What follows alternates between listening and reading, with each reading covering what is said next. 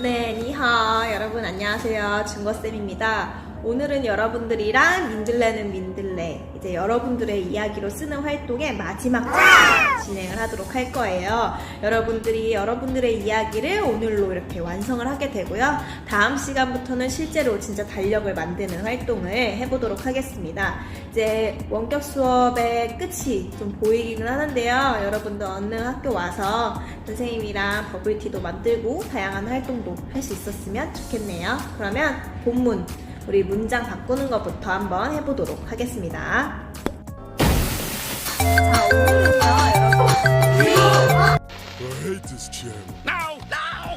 여러분. 네, 자, 마지막 활동인데요. 여러분들이 이렇게 오늘 해석하고 여러분들의 문장으로 만드는 거는 오늘이 마지막이에요. 자, 우리 문장을 한번 보도록 하겠습니다. 첫 번째 있는 문장까지는 우리 해석을 했고요. 여기서부터 할 건데요.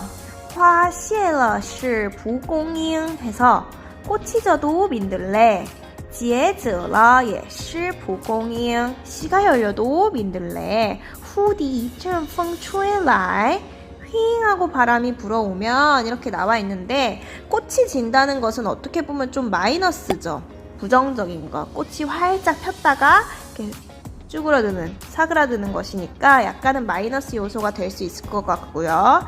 지에즈라, 씨가 열리는 것은 어떻게 보면 또 다시 성취를 얻는 걸 수도 있을 것 같은데, 여기서부터는 쭉 문장이 이어져요. 씨가 열려서 그게 휘잉 바람이 불어서 쭉 이제 온 세상에 휘날리는 그런 내용이 뒤에 나왔잖아요. 그래서 여러분들은 이러한 문장들을 어떻게 연결을 지을지 한번 고민을 해보셔야 되는데요.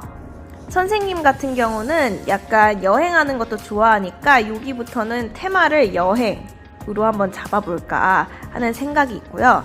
여기 부분은 마이너스 요소이니까 그 전에도 선생님이 약간 우울한 감정을 극대화시키는 내용을 썼었으니까 이 부분 같은 경우는 이렇게 표현을 해봤습니다.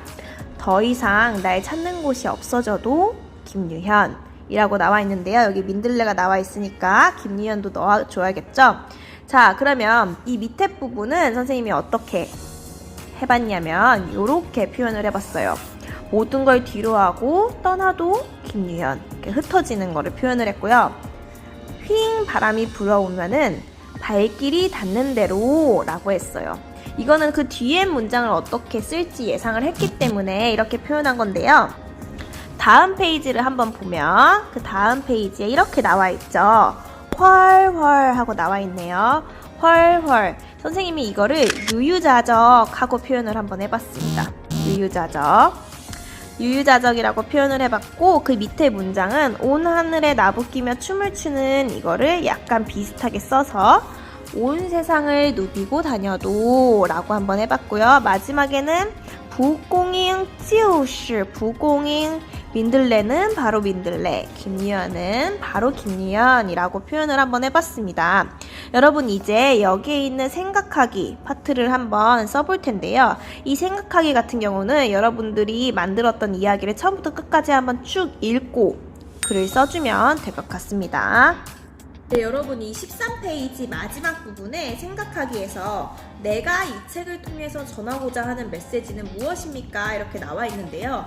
여러분들이 쓴 내용을 처음부터 끝까지 한번 쭉 읽어보시고요. 아, 내가 이번 이야기를 통해서 독자들이 있다면 독자들에게 이러한 메시지를 전달을 했구나 라는 것을 한번 생각을 해보시고요.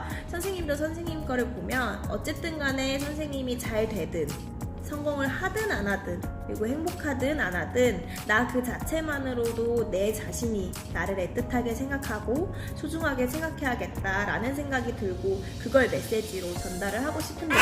여러분들도 여러분들의 이야기를 쭉 읽어보고 여러분이 전달하고 싶은 메시지를 한번 기록해 주시면 좋을 것 같습니다. 달력 파트입니다. 여러분들이 1월에서 8월까지는 완성을 이미 다 했고요. 이제 오늘은 9월에서 12월까지 마지막 페이지에 대한 고민을 한번 해볼 건데요. 선생님이 여러분들이 쓴 파트를 어떻게 나눠야 될지를 알려줄게요. 우선 첫 번째, 선생님이 꽃이 져도 민들레는 요 9월에 표현을 해주면 되고요. 모든 걸 뒤로하고 떠나도, 혹은 씨가 열려도, 열려서 바람이 불고 훨훨 온 세상을 누비고 다녀도 이런 파트가 있죠. 이 부분에서 여기 시가 열린다는 내용은 여기다가 작성을 해 주시고요. 10월에 두 번째 문장은 엿다 쓰는 거고, 세 번째, 네 번째, 다섯 번째 문장 있죠. 선생님은 여행하는 스토리를 썼고, 여러분들은 또 여러분들의 이야기를 썼을 텐데, 이 세 번째, 네 번째, 다섯 번째 문장은 11월에 써주시면 되고요. 12월에는 마지막 주제이니까 민들레는 바로 민들레 쭉 나와 있는 거. 선생님 같은 경우는 김유연은 바로 김유연이라고 나와 있는 파트를 여러분들이 여기다가 이렇게 4개의 달에 정리를 해주시면 됩니다. 그래서 한번 예시로 선생님이랑 연습을 해볼게요. 9월에는 꽃이 져도 민들레였는데 선생님 같은 경우는 더 이상 날 찾는 곳이 없어도 김유현이라는 마음 이제 표현을 했죠. 이제 약간 장소 같은 그림을 그려주고 싶고요. 그 다음에는 시가 열려도 민들레, 선생님은 모든 걸 뒤로 하고 떠나도 김유현이라고 썼으니까 그에 맞는 그림을 이렇게 그려볼 거예요.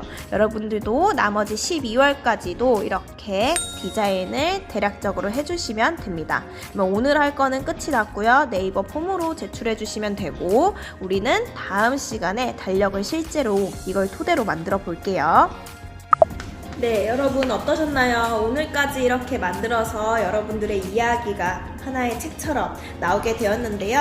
여러분 책의 맨 마지막 페이지에 있는 것처럼 선생님이 이 활동을 통해서 여러분들은 그 무엇과도 비교할 수 없는 여러분 그 자신만으로도 매우 가치 있는 존재라는 것을 좀 깨닫는 기회가 됐었으면 좋겠고요.